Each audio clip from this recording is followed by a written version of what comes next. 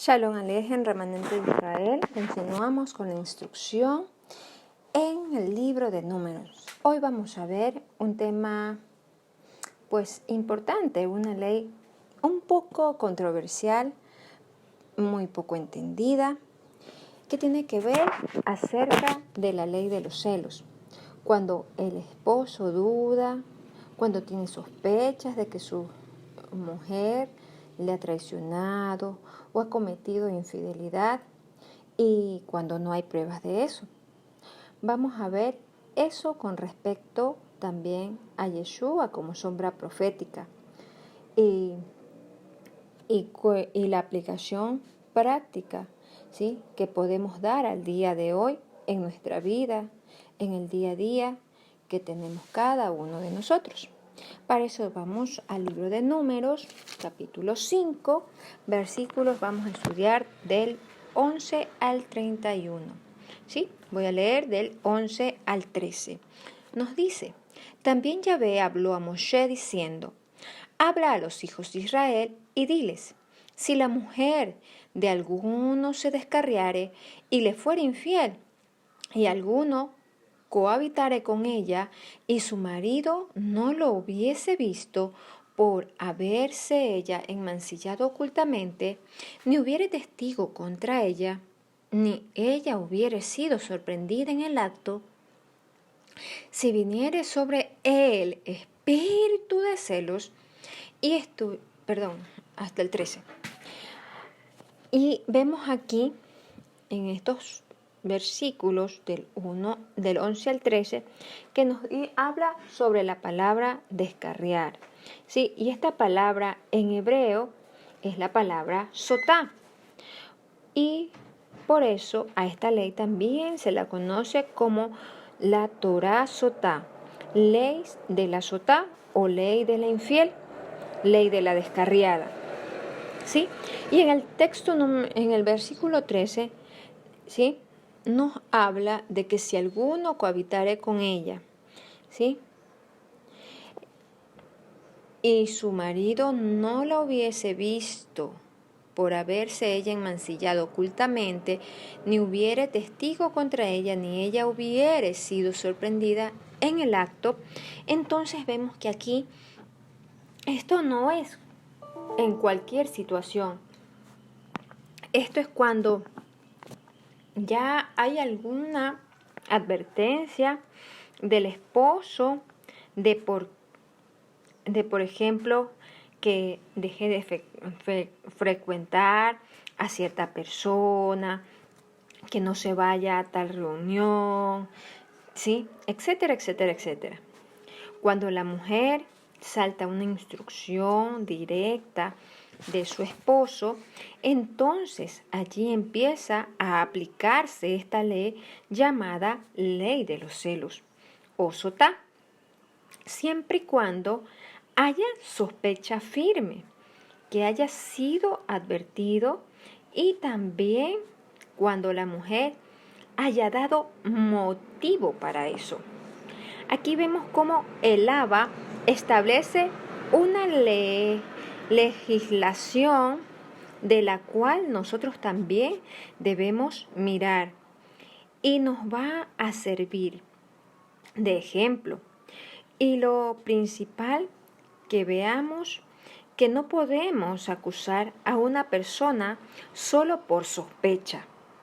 Aquí había un procedimiento, porque la pena por el delito de adulterio, ¿cuál era? Era la muerte. Entonces, simplemente por sospecha no podía ejecutarse una sentencia de este tipo que la llevara a muerte, ¿sí? Si había una base para sospechar, sí, pero no se podía establecer sentencia solamente con esa base de sospecha. Entonces aquí, cuando lo hizo ocultamente, cuando no hay testigos de que haya habido adulterio o infidelidad, ¿sí?, vemos aquí que de esto es que nos habla. Esto no tiene que ver el caso de adulterio flagrante, ¿sí? Sino de sospecha o que lo haya hecho ocultamente y no haya testigo, ¿sí? Ni tampoco tiene que ver cuando hubiese sido forzada o violada la mujer. Esto es cuando se sospecha que tuvo intimidad o estuvo un tiempo necesario para que haya tenido intimidad con un hombre, una mujer, ¿verdad? A solas. En esos casos se aplica esta ley, pero esta ley debía de ser sometida, juzgada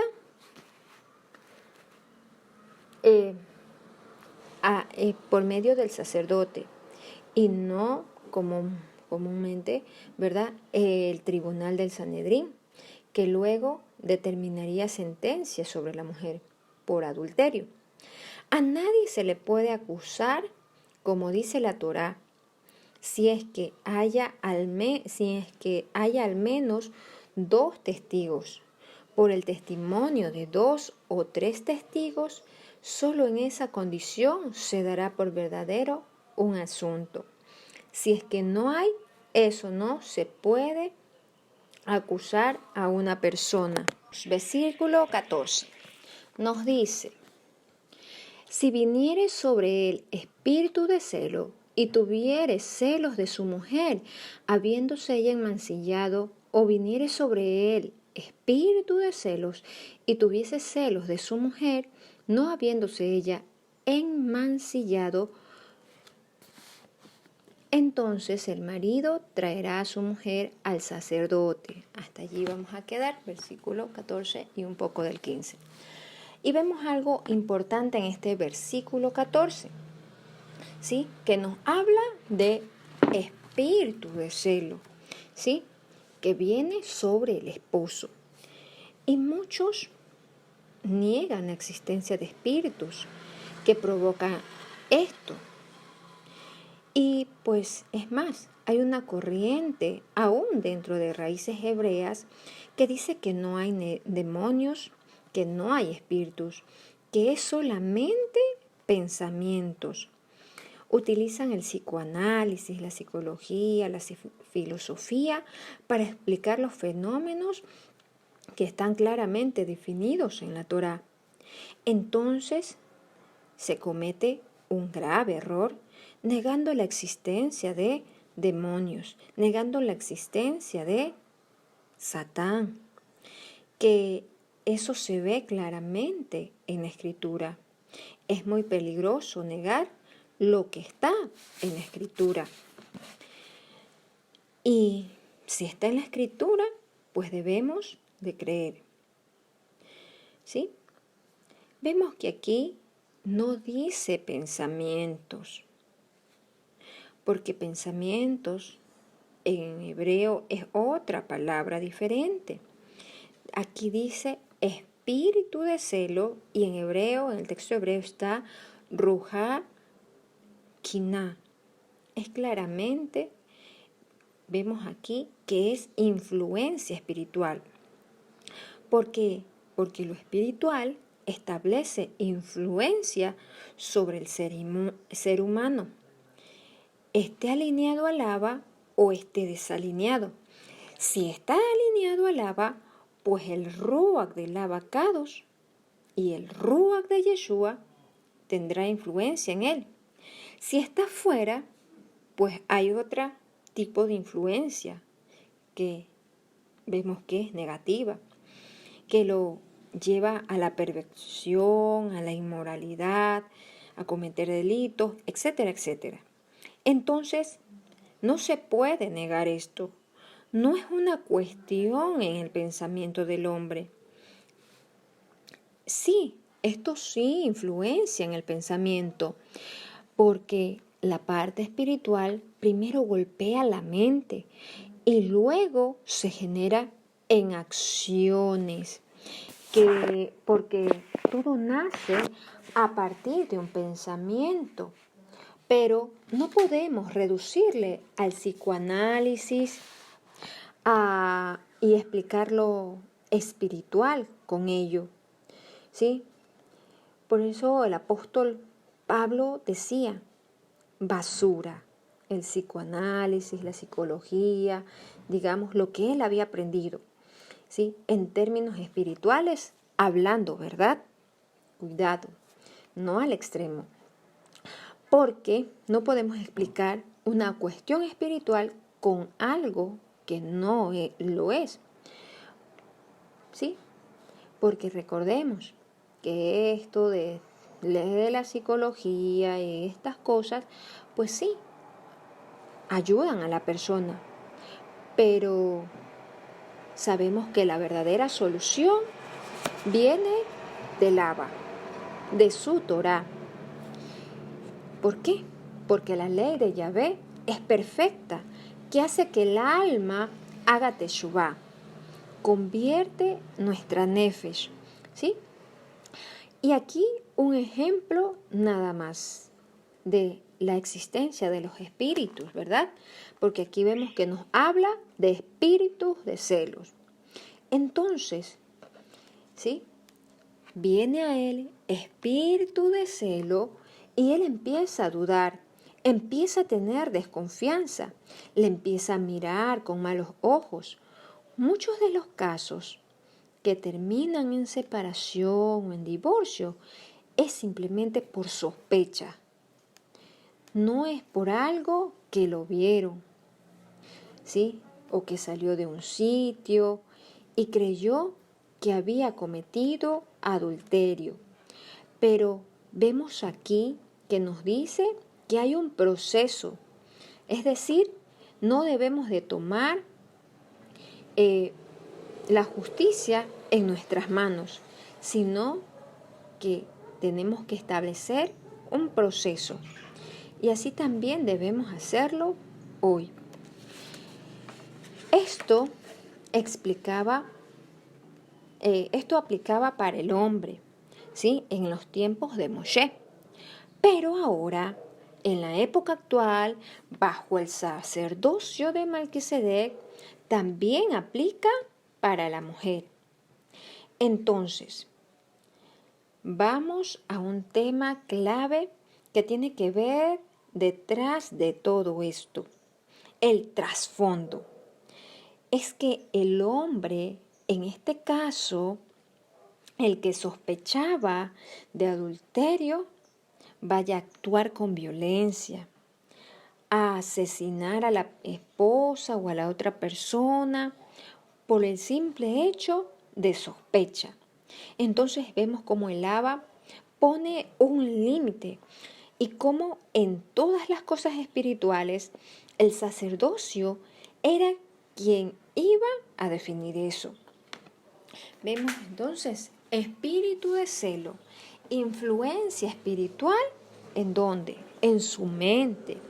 Y dice, siendo enmancillada o no, si hubiese enmancillado, si se hubiese cometido adulterio o no hubiese cometido adulterio, pero el esposo tiene sospecha, allí se aplica. ¿Y por qué esta ley? ¿Acaso el Abba tiene favoritismo para el hombre o tiene algo contra la mujer? No, pues no es así. Aquí el punto es que la relación conyugal, que es sombra, que refleja la relación del pueblo con el Abacados, ¿verdad? Recordemos que esto es la misma relación como que un esposo y una esposa. Es la misma figura de la relación del pueblo con el Abba. Matrimonio representa relación entre el Abacados y su pueblo. Hoy entonces tiene una aplicación importante y recordemos que nuestro Abacados también es celoso. Sí, también lo es y lo estudiamos. Veamos en Éxodo 20. ¿Sí? Volvamos un poquito a recordar. Éxodo 20. Versículo 5 nos dice, no te inclinarás a ellas ni las honrarás, porque yo soy Yahvé tu Elohim, fuerte, celoso, Caná, que visito la maldad de los padres sobre los hijos hasta la tercera y cuarta generación de los que me aborrecen. Vemos aquí que Él nos dice que Él es un Elohim Caná, un Elohim celoso. El hombre también tiene celos, porque ¿qué hombre no tiene celo de que alguien vaya a tocar, a dañar a su esposa? Es algo natural y viceversa, ¿no? Porque uno protege lo que es de uno, lo que a el Abba le dio a uno, lo que uno ama, lo que uno estima, lo que nosotros valoramos. Eso protegemos, al igual que nuestro Padre, nuestro Abacados, porque nos ama, nos protege, ¿sí? Porque nos ama, Él es celoso para que no nos vayamos a desviar, a ser infiel con otros dioses.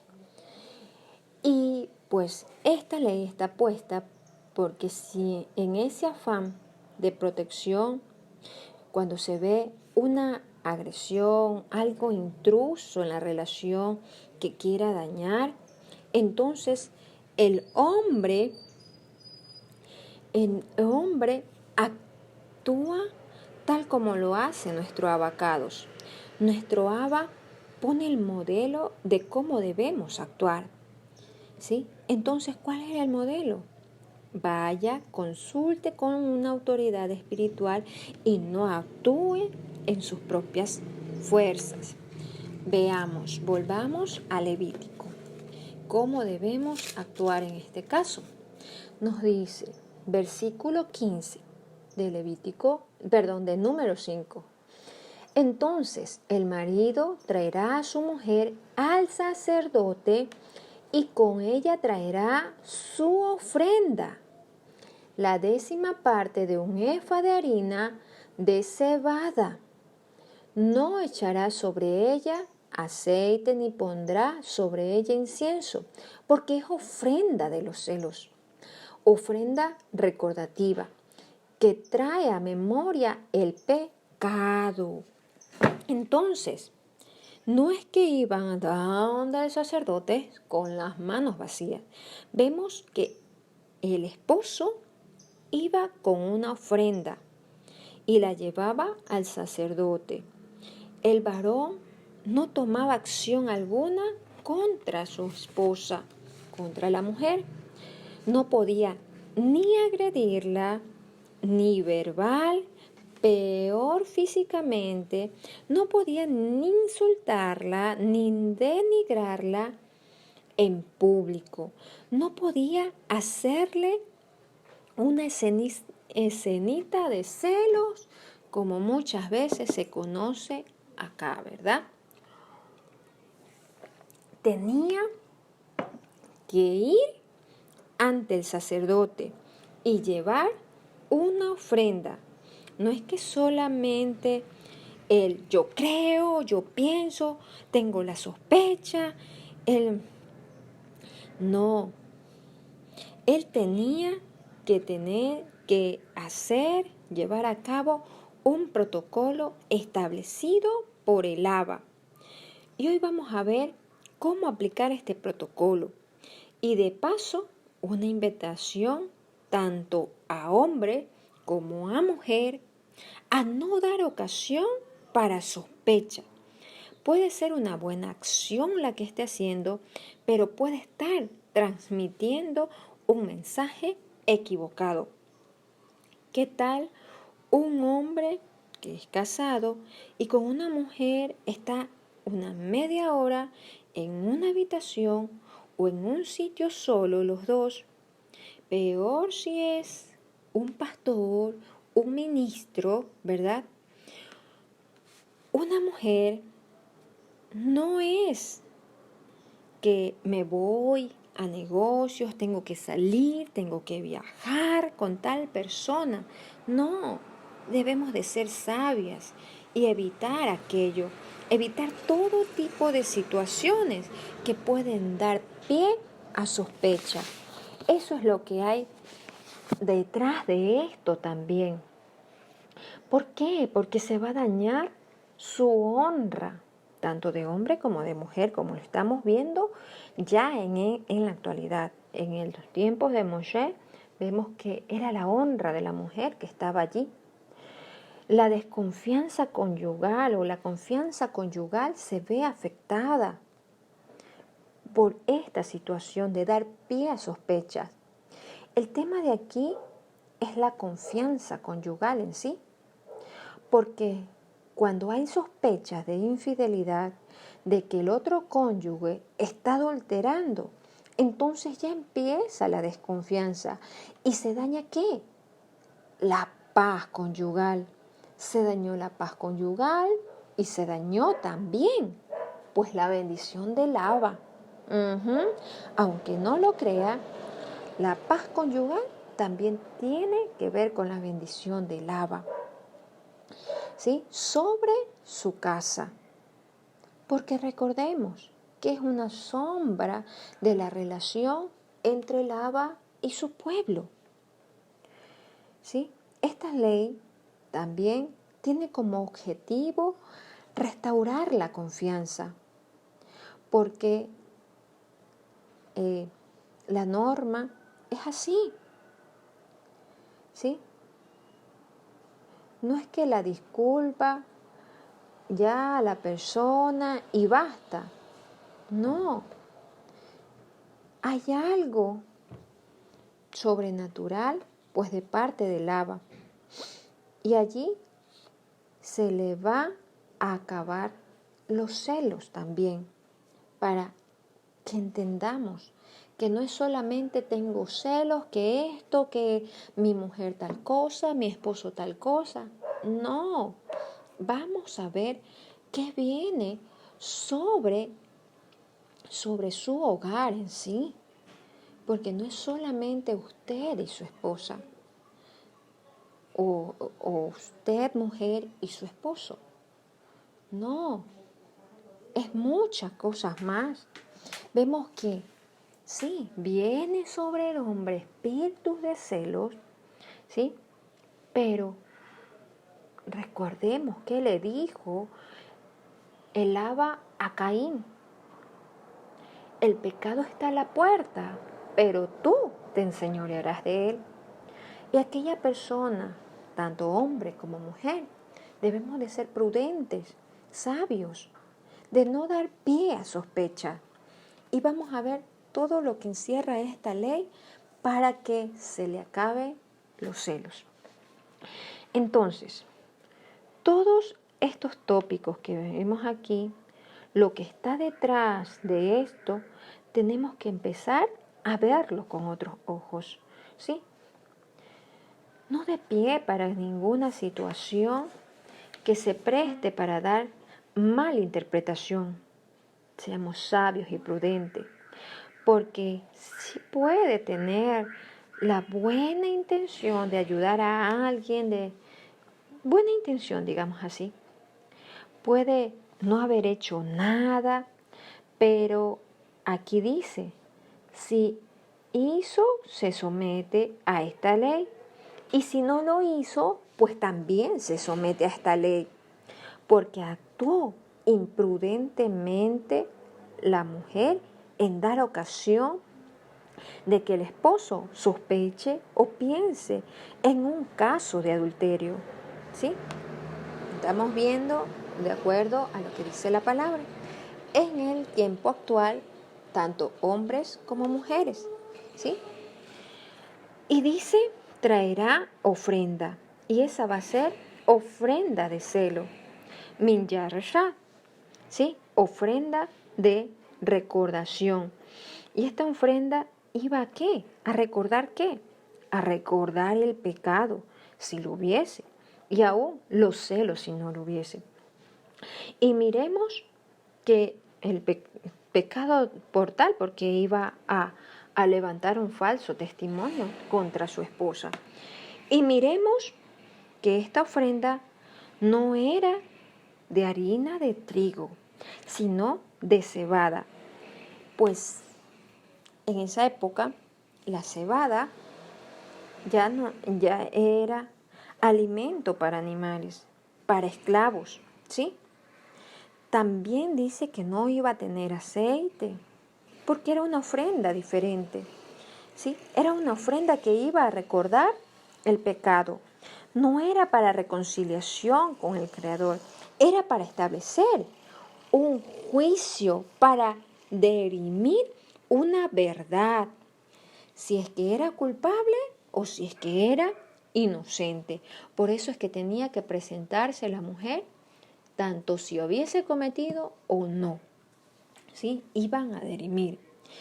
Y las otras ofrendas, pues recordemos que estudiamos, eran ofrendas de paz, ofrendas en honor a Laba, o de pecado, cuando estaba consciente de que era pecado. Y esta, pues era para dirimir algo que estaba oculto a los ojos de los hombres. Por eso es que no se ponía aceite, ni tampoco era de trigo, sino que era de cebada. Veamos, ¿qué más dice? Versículo 16 y 17 nos dice, y el sacerdote hará que ella se acerque y se ponga delante de Yahvé.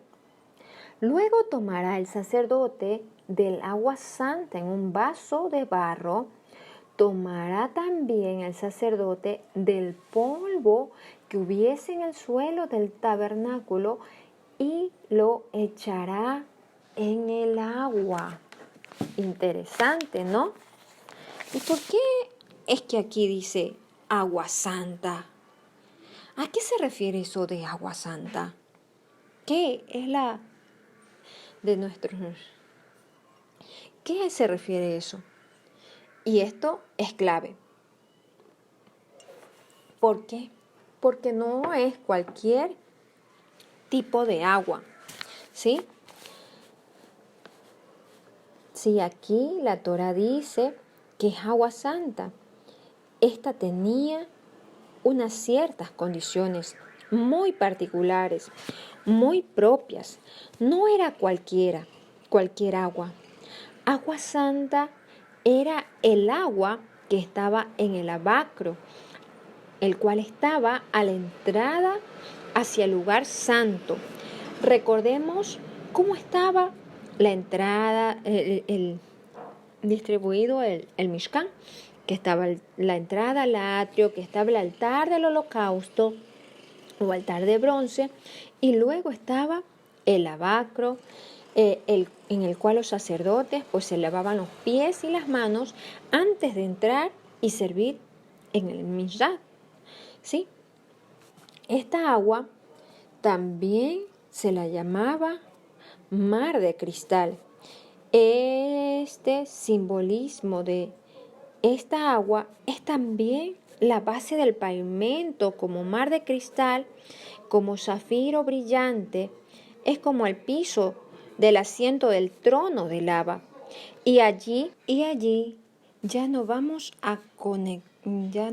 conectando con algo del Abba, algo que tiene que ver con santidad para purificar. Esa agua también representa a la Torah del Abba, porque los sacerdotes tenían Torah. Nosotros somos limpios a través de la palabra, limpios a través del agua. Goteará como el rocío mi enseñanza, dice la Escritura. El agua, simbolismo de la Torah. ¿Y qué implica? Que tomaba del polvo. Y no era cualquier polvo, era el polvo del Mishkan y ponía en el agua. ¿Qué implica esto? ¿Qué figura profética tiene esto? ¿Qué representa el polvo de la tierra?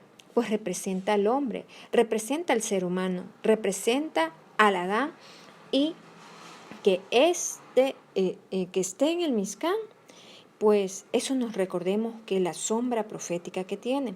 Cuando le dijo el Todopoderoso a Moshe, cuando se acercaba a la zarza ardiente en el libro de Éxodo, le dijo: quítate el calzado, porque el lugar donde tú estás pisando, tierra Kadosh, es.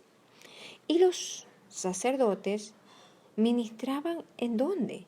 En el Mishkan. ¿Con qué? Con los pies descalzos. Es decir, esa tierra no era una tierra cualquiera, era una tierra que estaba consagrada para el Abba, que había sido santificada por parte del Abba. Entonces, esta agua y esta tierra santificada representan lo que la Torá iba a ser en alguien que había sido para ser apartado para el servicio del Abba. Iba a venir a limpiar, a restituir, a restablecer lo que tiene que ver, tiene que hacer también la palabra. Recordemos que Yeshua dijo, las palabras que yo les he hablado son espíritu y son vida. Y las palabras que les hablé, esas le van a juzgar. Yo no les juzgaré. La Torá es la que establece juicio. Y aquí esa agua representa la palabra, porque era de uso exclusivo de los sacerdotes. Porque como dice el libro de Malaquías, en capítulo 2, que el pueblo buscará de los labios de los sacerdotes la Torá del Abba. Entonces, allí vamos viendo el simbolismo profético de las palabras en la tierra. Vamos a entender el simbolismo profético de por qué Yeshua tomó tierra y escupió y formó un barro y se lo puso en los ojos de los ciegos, del ciego. Y empezó este ciego ¿a qué? A mirar, porque aquí había un asunto oculto que no sabían, pero iba a revelarse. ¿Y quién es el que revela las cosas? ¿Quién es el que revela lo que está detrás, lo que está oculto? Pues el Todopoderoso. Entonces, esta es una sombra de lo que iba a venir, de lo que ha de acontecer en nuestras vidas. Una tierra que es Kadosh, apartados desde el vientre de nuestra madre. Pero hay sospechas de delito. Por eso, en el libro de Revelaciones, capítulo 10, versículo 10, dice, tomé de las manos del Malak el librillo y lo comí, y era dulce en mi boca, como la miel. Pero cuando la hube comido, amargó mi vientre. La Torá, cuando alguien está mal, es amarga, porque le confronta, porque le hace ver lo que está mal. Le viene, como dice la Escritura, una espada de doble filo que traza y le va partiendo y llega hasta la conciencia, llega al corazón, descubre lo que nadie lo ve. Pero si lo ha hecho, está en lo oculto, pero nada permanece oculto a aquel que lo mira todo. La palabra que a veces nos gusta cuando estamos bien, sí, una palabra nos puede confortar, pero cuando hay una palabra de corrección, cuando estamos haciendo mal, entonces allí duele. Cuando le dicen, tienes que dejar esto, tienes que dejar a ese o esa filistea, tienes que dejar a estas amistades, tienes que dejar esos hábitos, esas malas costumbres. Allí es que duele. Cuando le dicen, tienes que alimentarte bien, dejar de comer lo inmundo, lo que está prohibido por la Torá. Tienes que respetar el Shabbat, las Moedín, tienes que honrar a tu padre y a tu madre. Allí es que duele a muchos. Viene a traer juicio sobre esta tierra que debería ser santa, pero está contaminándose. Y la palabra es lo que va a devolverle la honorabilidad, el estatus original. Sí, amarga. No es que esta agua iba a ser amarga. Era amarga, ¿sí? por estas cosas, sino por el efecto que iba a provocar en las personas. ¿Sí? Y hoy día también. Y así es la palabra cuando nos confronta. Es amargo para muchos porque no quieren hacerlo, no quieren dejar de hacerlo que no está correcto. Es amargo para aquel varón cuando le dice que él es quien debe trabajar y sustentar su casa. Pues sí, es amargo. Es amargo para la hija o el hijo cuando se le dice que tiene que honrar a padre y a madre, así el padre haya pecado, sea lo que sea. Vemos que la escritura dice, honra a tu padre y luego honra a tu madre. Es amarga cuando está resentido o resentida, cuando guarda allí rencor en su corazón y no quiere perdonar, cuando le hicieron daño y tiene todo el derecho, sí, de sentirse mal. Pero la Torá nos ordena que debemos de perdonar, que debemos acercarnos a esa persona, pedir perdón, sí, amargo, porque no le gusta hacerlo. Simbolismo de lo que la palabra provoca en la tierra que ha cometido algo en contra de la Torá. Hay sospechas de que ha hecho algo en contra de la Torá.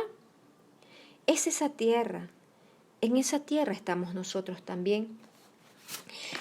Y el agua que descendió del cielo, Yeshua, vino a traer redención, restauración, pero también, como se lo dijo, cuando Él fue presentado en el templo, esto está en el libro de Lucas, vendrá salvación para unos, pero para muchos serán juzgados será caída, pues porque serán juzgados a través del cumplimiento de la palabra del Abba, a través de Yeshua, el verbo hecho carne, la Torá viviente, sí, la palabra amargo para aquel que está desalineado, que está violentando, que ha quebrantado Torá, pero aquel que lo cumple, la palabra será, como David dijo, tu Torá es más dulce que la miel, que el abacados nos dé un corazón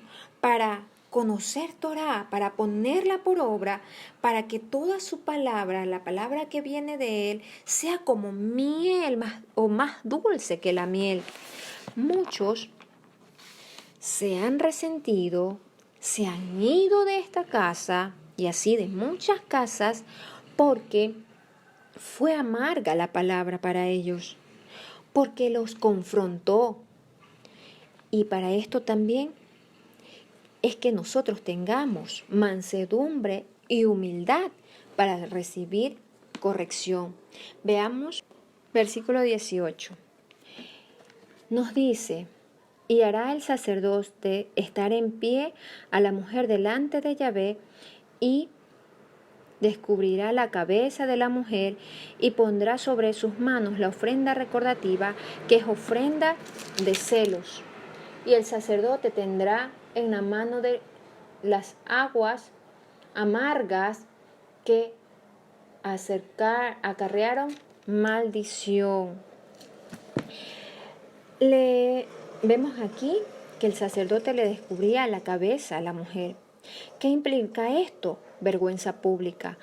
En la tradición sabemos, ¿verdad? Conocemos, pero no es un mandato de la Torá. La mujer casada usa velo, aún en la cultura hebrea, ¿sí?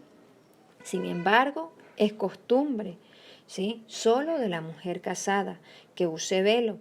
Hay ciertos grupos que equivocadamente ordenan a las mujeres que usen velo, cuando eso debe hacerlo solo la mujer casada. Y en la cultura judía no es mandamiento de la Torá. Y usted dirá, sí, pero Rebeca se puso el velo para ir donde Isaac. Eso no quiere decir que eso sea un mandamiento del abacados. En ningún texto de la Torá dice que la mujer debe usar velo, cubrirse la cabeza. A la esposa de Adán, la escritura no narra que ella tenía un velo, ¿sí? Pero ella tenía un velo mucho mejor que toda mujer debería de tener, que es su cabello. Entonces, ¿por qué le descubre el velo? Porque ella iba a ponerse en juicio, iba a recibir un juicio de parte del Todopoderoso. Estaba en una posición de vergüenza. Todavía no se demostraba si ella era culpable o inocente, pero sí dio pie para que haya un mal pensamiento. ¿Cuántas personas no están en boca de muchos por dar pie a situaciones equivocadas? Y eso, ¿qué origina también? Porque es puesta en esta posición la mujer. ¿Por qué se convierte en piedra de tropiezo? Le miran y comienzan a pensar, a decir, mira, la hermana y el hermano. Y mírenles, ¿de dónde salen ellos? Sí, tal vez quizás estuve en una reunión de negocios, en un café, nada negativo, pero ya los otros miran y ya sospechan y hablan. Entonces, no solo actúa imprudente, sino también se convirtió en piedra de tropiezo, porque alguien ve y si no está formado espiritualmente, ¿sí? Que alguien que no tenga estructura firme en la Torá va a empezar ¿a qué? A murmurar. Si aún los que tienen estructura firme lo hacen, ¿sí? Imagínense los que recién están. Y ya le pusieron en una posición de entredicho su honorabilidad. Eso es también el trasfondo de esto, que seamos sabios y que no hagamos situaciones que puedan dar o provocar murmuración. Seamos sabios y prudentes. Versículos 19 al 24. Y el sacerdote conjurará y le dirá, si ninguno ha dormido contigo y si no te has apartado de tu marido a inmundicia, libre seas de estas aguas amargas que traen maldición. Mas si te has descarriado de tu marido y te has enmancillado y has cohabitado contigo alguno fuera de tu marido, el sacerdote conjurará a la mujer con juramento de maldición y dirá a la mujer, Yahvé te haga maldición y execración en medio de tu pueblo, haciendo Yahvé que tu muslo caiga y que tu vientre se hinche. Y estas aguas que dan maldición entren en tus entrañas y hagan hinchar tu vientre y caer tu muslo, y la mujer dirá, amén, amén. El sacerdote escribirá estas maldiciones en un libro y las borrará con las aguas amargas, y dará a beber a la mujer las aguas amargas que traen maldición, y las aguas que obran para maldición entrarán en ella para amargar. Y dice, el sacerdote le conjura. La ofrenda estaba en las manos de la mujer, no estaba en las manos del esposo.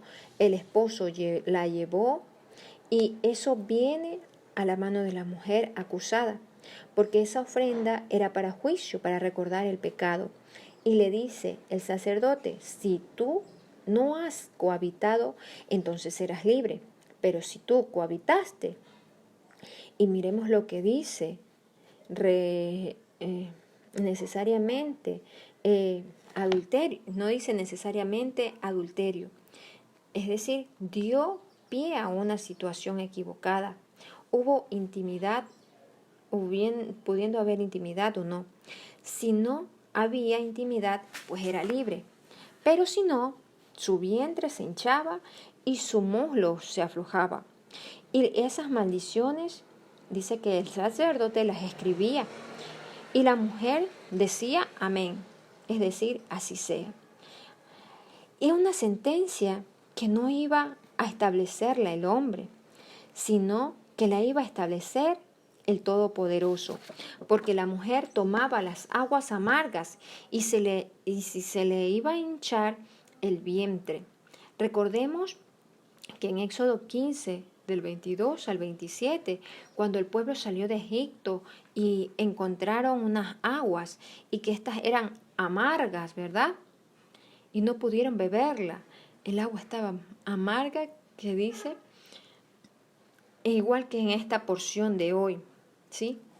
Estaban mara, amargas, Mayín, mara, y que no bebieron. Y el agua, ¿qué hizo? Pues botó un árbol, hizo botar un árbol, símbolo de la Torá, y las aguas se volvieron dulces y pudieron beber. Y allí, ¿qué les dio? Estatutos y decretos y los probó. Esto es una sombra de lo que hemos visto hoy, ¿sí? O lo opuesto de lo que hemos visto hoy.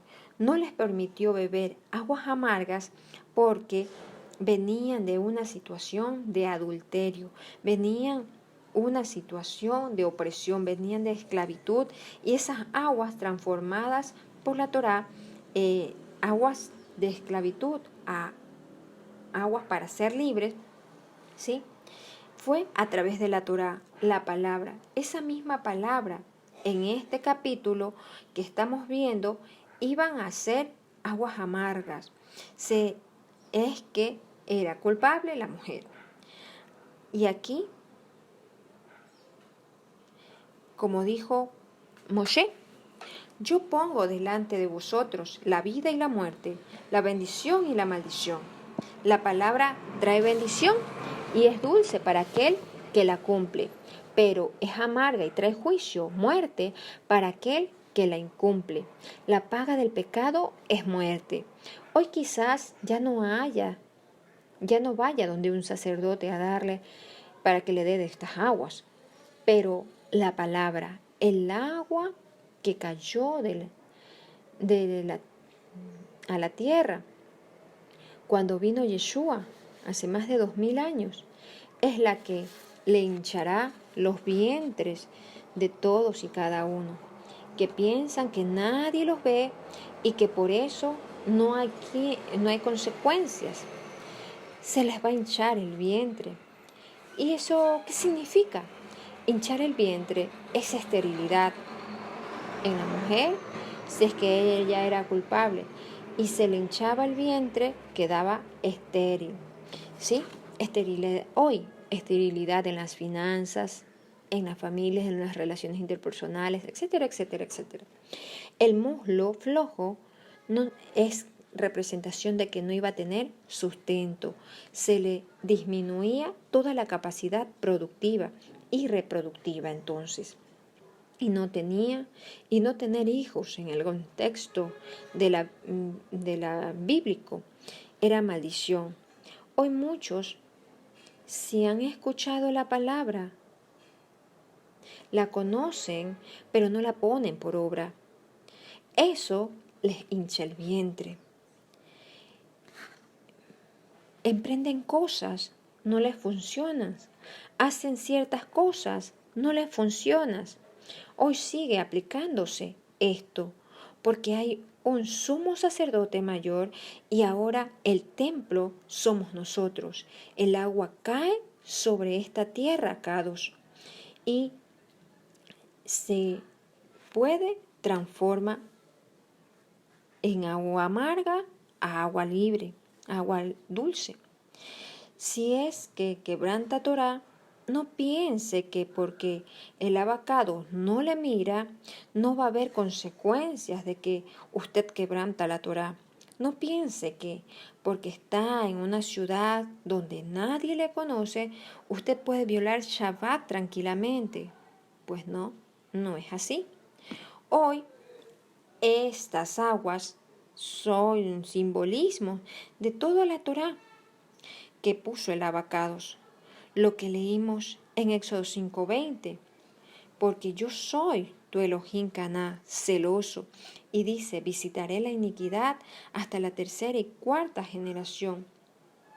No es que Él visita personalmente, ¿verdad? Sino que el principio espiritual que tiene cada una de las instrucciones de la Torá que Él ha establecido, tiene también consecuencias que vienen a nuestra vida y en la vida de nuestras generaciones. Entonces aquí podemos decir, preguntémonos, ¿queremos salir de esa zona de esterilidad, de esa zona de opresión, donde está debilitado, desfallecido, económicamente, emocionalmente, sentimentalmente, etcétera, etcétera? Pues hay que volverse al camino del Abba. Hay que hacer teshuvá, hay que hacer tikkun. Ya vamos a ver que aquí también hacen tikkun. Y como sabemos, el que nada debe, nada teme. Versículos 27 y 28. Le dará pues a beber agua y si fuera inmunda y hubiere sido infiel a su marido, las aguas que obran maldición entrarán en ella a amargar y su vientre se hinchará y caerá su muslo y la mujer será maldición en medio de su pueblo. Mas si la mujer no fuera inmunda, sino que estuviere limpia, ella será libre y será fecunda. Tremendo, ¿no? Será fecunda. Es decir, engendrará hijos. Miremos que le restituye el honor a la mujer. Estaba el esposo sospechando, no la acusaba, se la presentó para este juicio de las aguas y entonces le dice, bebiste, no te hinchaste, eres libre y seas fecunda. Le restituye a la posición de honra que debe de tener la mujer, pero le pone en lugar de inmundicia si es culpable, porque en caso de sospecha, el único que debe decidir es el abacados. Y aquí otro aprendizaje para nosotros. En cualquier tipo de duda, usted acuda a una autoridad espiritual, ¿sí? Y si no, busque dirección del Abba. No actúe en sus fuerzas, porque la ira del hombre celoso es incontenible. Nadie la puede resistir ante el furor. Así lo dice el libro de Proverbios. Es como un volcán que puede arrasar. Entonces, sea prudente, sea sabio, sabia en hacer las cosas. Pero si usted es inocente, lo hizo inocentemente, inadvertidamente, o porque le faltó sensatez, sabiduría, esa misma palabra le restaura, porque usted va a seguir cumpliendo los mandatos. Es pues el caso de los varones, que el hombre ame a su mujer, que las mujeres se sujeten a sus esposos, para no dar pie. Y también el segundo mandamiento, ¿sí?, que conjuga todos los principios de la Torá y que Yeshua lo expresó así: amar a nuestro prójimo como a nosotros mismos. No haga usted las cosas que no le gustaría que le hagan a usted. No dé pie para que destruya la paz conyugal. O no dé pie para que se destruya la paz en la congregación. No dé pie para que se destruya la paz en su trabajo.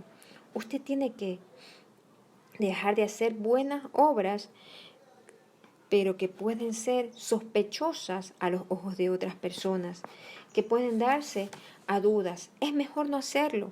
O si tiene que hacer las cosas, las labores, entre otras personas de diferente sexo, que haya al menos otra persona allí, nunca solas. Un creyente con una persona del otro sexo, más de 5 minutos. Prudencia para todos. Este texto nos llama a la prudencia, pero vemos que tuvo que pasar un periodo de vergüenza, la cabeza descubierta. Algunos estudiosos dicen que le rapaban, es decir, que con ello caía en condición de esclavo, porque solo los esclavos le rapaban, era vergüenza. También pues las prostitutas rituales se rapaban. Por eso dice, serás libre. ¿Sí? Solo un acto de imprudencia basta para que quedara rapada y exponerse a todo eso. Y aquí algo clave, importante, que se debe de cuidar. También la paz, la confianza conyugal. Porque si el sacerdote hubiera dicho, no, no es libre, le quedaba la duda al esposo. Pero aquí, como miró que no se le hinchó el vientre, ni se le aflojaron los muslos, entonces volvió a tener confianza. Esta ley nos lleva a la paz conyugal. Busquemos la dirección del Abba en todo asunto donde tenga usted sospecha. Y por otro lado, no haga las cosas que pueden originar a sospecha. En todas las áreas, hijos, no den pie para que sus padres sospechen. Gente en el trabajo, no dé pie a sospecha de sus jefes. En la congregación, no dé pie para sospechas. No basta solo saber que somos buenos, debemos mostrar con nuestras acciones concretas y correctas que somos buenos, que somos nazarenos. Y una parte es la prudencia, una instrucción profunda que podemos ver aquí en esta porción de las aguas amargas para una línea, una guía de vida sabia en nosotros, sabios y prudentes, versículos 29 al 30. Esta es la ley de los celos cuando la mujer cometiere infidelidad contra su marido y se mancillare, o el marido sobre el cual pasar espíritu de celos, si tuviere celos de su mujer, la presentará entonces delante de Yahvé y el sacerdote ejecutará en ella toda esta ley. Ley de los celos, Torah Quiná. ¿Quién podía pedir esto sobre su mujer? Pues simplemente un hombre recto, no un don Juan, no, un don Juan no podía pedir esto. Alguien que tenía mala fama, que era mujeriego, para que me entiendan, no podía pedir esto. Y aquí viene lo que dijo Yeshua, ¿sí? Que para mirar y sacar la paja del ojo de tu hermano, primero mírate bien y saca la viga que hay en tu ojo. Y en el caso cuando le llevaron a la mujer adúltera, cuando le encontraron en pleno acto, le dijo, el que esté libre de pecado, que levante la primera piedra. Tiene que estar entonces en una condición de total rectitud para que usted se atreva siquiera a pensar, a sospechar de que alguien está haciendo algo malo, de que esta enseñanza nos lleve a una vida de prudencia, que saquemos el máximo jugo de estos principios que hay detrás de esta ley de los celos. No era el agua, no era el sacerdote, no era el cónyuge celoso, era la acción que dio primero pie a eso. Y hay consecuencias, quedó rapada, cabeza descubierta, su honra es restaurada, pero hubo que pasar un proceso. Toda acción que hagamos nosotros tiene repercusiones. Sabios y prudentes en todo momento. Shalom.